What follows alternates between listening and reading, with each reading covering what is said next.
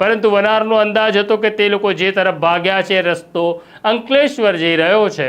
તે walkie ટોકીથી Ankleshwar ચેકપોસ્ટને alert કરે છે અને પોતાની કાર અંકલેશ્વર તરફ દોડાવે છે। ખરેખર તેવું જ થયું।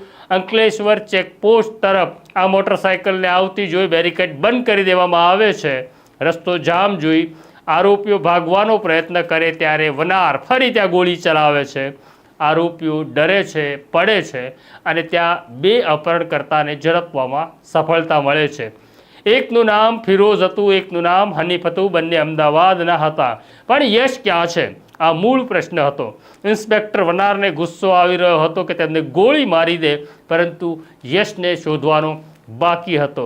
આ બંનેને ત્યાં પોલીસની ભાષામાં કહીએ તો સર્વિસ થાય છે અને બંને કબૂલ કરે છે કે યશ ગુલડી ગામે સિકંદર પાસે છે અને બસ આ બંને આરોપીઓને ત્યાંથી રવાના કરી ફરી ઇન્સ્પેક્ટર વનાર પોતાના સ્ટાફ સાથે ગુલડી ગામમાં જવા રવાના થાય છે।